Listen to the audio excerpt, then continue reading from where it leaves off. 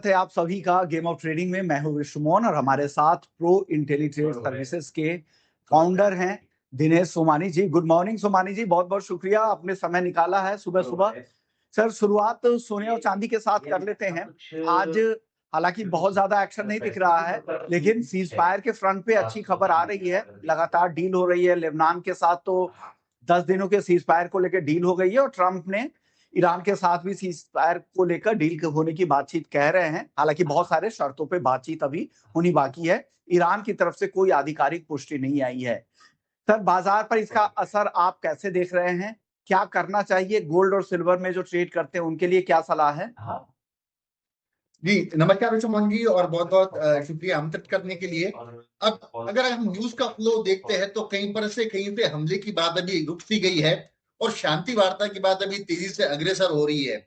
मतलब जो piece talk Pakistan में फेल हुई थी वो सेकंड वीक में अगर आ रही है तो निश्चित तौर से कुछ तो सकारात्मक संकेत मिले हैं जहां पर ये पॉजिटिव एंड पर होने की संभावना मुझे नजर आती है।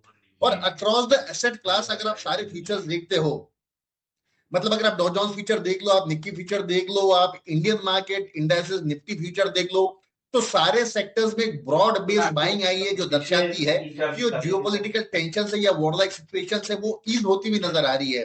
तो इन संकेतों को देखते हुए बेस मेटल्स में एक अच्छा मूव आने की संभावना लगती है। साथ ही साथ गोल्ड और सिल्वर में जो बहुत ज्यादा सेलिंग प्रेशर दिख रहा था वो मुझे ईज होता हुआ नजर आता है। मतलब बार बार अगर आप मार्केट को ऑब्जर्व करते हो तो 1,52,500 1,53,000 के दरमियान गोल्ड में सपोर्ट मिल रहा है और यहाँ से प्रेशर दोबारा 1,55,000 जाने का प्रयास कर रही है। तो आई थिंक जो मौजूदा स्तर है एक बढ़िया सपोर्ट जोन है। इन लेवल पर गोल्ड बाय करने की सलाह बनती है। 1,52,450 का स्टॉप लॉस मेंटेन कर 1,54,500 के लेवल्स अपसाइड गोल्ड में मुझे नजर आते हैं। ओके, तो आपको लग रहा है कि यहाँ पे बाई बनती है, 1,53,000 के लेवल पे बाई करे। 1,53,850 पहला टारगेट है इनका, 1,54,400 दूसरा टारगेट है, 1,52,450 का स्टॉप लॉस यहाँ पर आपको लगा लेना है। तो गोल्ड की कॉल आ गई है। सर, चांदी में क्या राय देंगे? जी बिल्कुल भी सिल्वर भी इन लाइन में गोल्ड बढ़ना चाहिए, लेकिन यहाँ पर वोलेटिलिटी बहुत ज्यादा है। करीब करीब 4 से 5 हजार रुपए का मूव ऑन डेली बेसिस हो रहा है। तो ऑन द सेपर साइड मुझे लगता है कि 2,48,800 2,49,000 के आसपास सिल्वर बाय करना चाहिए। 2,53,500 के लक्ष्य के लिए 2,46,000 का स्टॉप लॉस मेंटेन कर सकते हैं। 2,46,800 का स्टॉप लॉस मेंटेन कर सकते हैं। ओके, तो 2,46,400 का स्टॉप लॉस है, 2,53,500 का टारगेट और 2,48,800 के लेवल पे यहाँ पे चांदी बाई करनी है। तो दो कॉल गोल्ड और सिल्वर दोनों सोमानी जी की आ गई है। अंकित जी की कॉल देख लेते हैं। सिल्वर मिनी पे भी उनकी कॉल सेल की है। उनको लगता है जहां पे इनका टारगेट है बाई साइड का, उसी के आसपास में उन्होंने बेचने की सलाह दी है सिल्वर मिनी। तो एक कॉन्ट्रा कॉल के तौर पे ना देखे, बाई ऑन डिप्स की बजाय वो सेल ऑन राइज के स्ट्रेटजी के साथ काम करने की सलाह दे रहे हैं। 2,53,000 के आसपास बेचना है। 2,55,000 का स्टॉप लॉस, टारगेट है 2,51,000 का। तो ये अंकित जी की कॉल थी। अजय जी ने गोल्ड सिल्वर की कोई कॉल आज नहीं दी है। चलिए क्रूड की बात करते हैं। सर, क्रूड में बताइए, कल शाम की तेजी के बाद आज तो फिर से दबाव दिख रहा है। $98 के आसपास ब्रेंट क्रूड आ चुका है। क्या लग रहा है किस साइड में ट्रेडर्स को रहना चाहिए कच्चे तेल में अभी? जी मुझे लगता है कि सेलिंग प्रेशर कंटिन्यू रहना चाहिए और जियोपॉलिटिकल टेंशन ईज होते हैं तो मुझे लगता है सप्लाई बढ़ेगा मार्केट में। डिमांड तो है जितनी है, मुझे लगता है सप्लाई के बढ़ने से प्रेजेंस में प्रेशर निश्चित तौर से हमें देखने मिलेगा। इस मौजूदा स्तर पर तो मैं वाली की राह नहीं दूंगा। मुझे लगता है कि 8840 8850 अगर आता है तो वहां सेलिंग एडवाइजेबल है। 9020 का स्टॉप लॉस मेंटेन कर 8450 के लेवल्स डाउन साइड हमें नजर आते हैं। तो ऊपर मुझे लगता है यहाँ से करीब करीब 150 रुपया या 200 रुपया बढ़ता है तभी सेलिंग करनी चाहिए। इन लेवल पर सेलिंग थोड़ा सा अवॉइड करना चाहिए।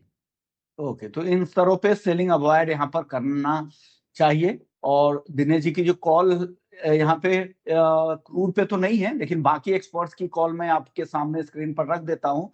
अजय जी ने कॉल भेजी है, कच्चे तेल में बेचने की सलाह दी है। 8,800 के लेवल पे 9,000 का स्टॉप लॉस है, टारगेट है 8,400 का। तो क्रूड की ये कॉल आ गई है। नेचुरल गैस में उनकी बाई कॉल है अजय जी की। 245 पे खरीदे, 240 का स्टॉप लॉस, टारगेट है 254 का। अंकित जी की भी कॉल एनजी पे बाई की है। 245 पे खरीदे, 240 का एसएल, टारगेट है 255 का। आप नेचुरल गैस पे कोई कॉल बन रही है या सर अवॉइड करेंगे आज? मुझे लगता है अवॉइड करना बेटर है। बहुत ही नैरो रेंज है और बहुत छोटा सा काउंटर या मूवमेंट लिमिटेड है, तो आई थिंक ये अवॉइड करना चाहिए। ओके, बिल्कुल सही बात है। जबरदस्ती कोई भी कॉल सर हम नहीं लेंगे, इसलिए कि हमारी कोशिश होती पूछ लेते हैं, लेकिन जबरदस्ती कॉल जनरेट करने की कोशिश हम नहीं करते हैं कि यहाँ पे कॉल दे ही दे आप। सर अब मेटल्स की बात कर लेते हैं। बेस मेटल्स में कहाँ मौके दिख रहे हैं? कल तो बहुत अच्छी तेजी थी, आज थोड़ी स्थिरता दिख रही है। आगे की चाल कैसी दिख रही है मेटल्स की?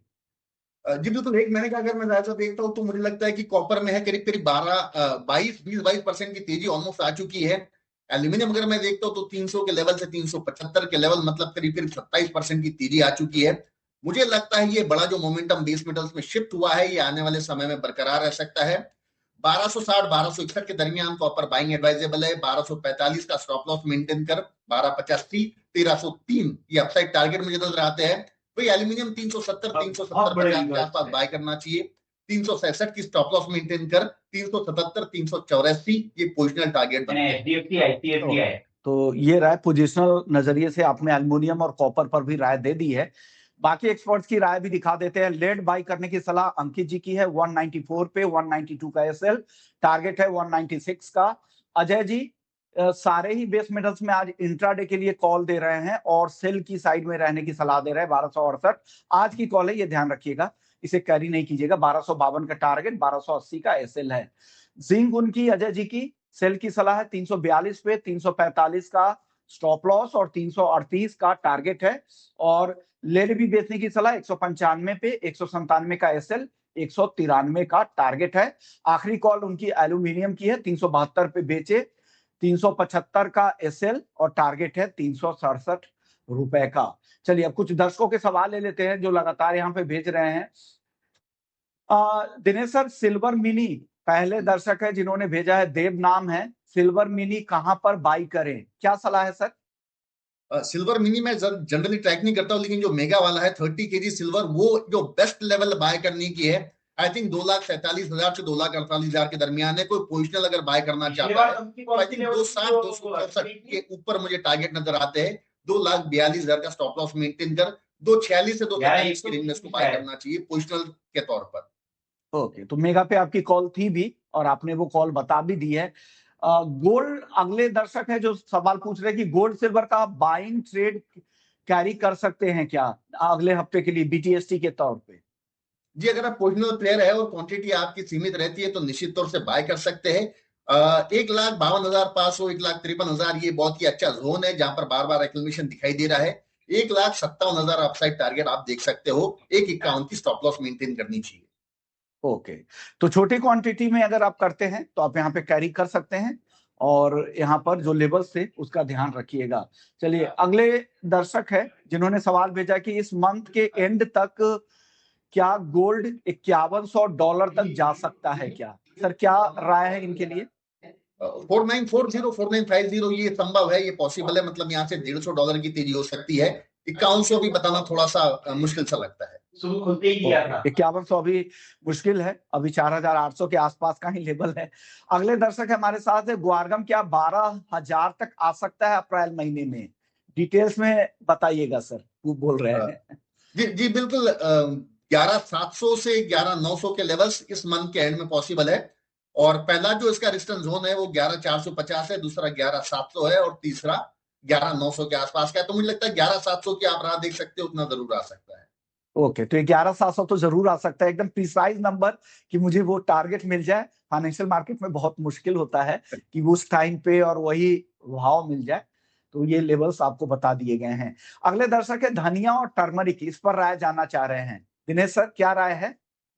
जी बिल्कुल, 12,500 का बेस लाइन सपोर्ट है धनिया। इन लेवल के इर्द गिर्द कहीं पर भी आप बाइंग अवेलेबल है। 13,800 अपसाइड टारगेट मुझे नजर आता है और 12,000 का स्टॉप लॉस मेंटेन कर सकते हैं। टर्मरिक में काफी असमंजस का व्यू है, मैं काफी ज्यादा कंफ्यूज हूं, तो कुछ व्यू देना नहीं चाहूंगा।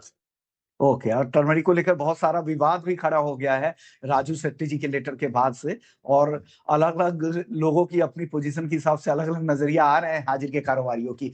सर आखिरी सवाल आपसे जीरा पर एक राय ले लेते हैं, जीरा पर क्या व्यू बन रहा है? जीरे का ऐसा मोस्टली अगर हम देखते हैं इंपोर्ट एक्सपोर्ट का सिनेरियो तो 50% इंपोर्ट एक्सपोर्ट होता है और 50% हमारा डोमेस्टिक कंजम्पशन है।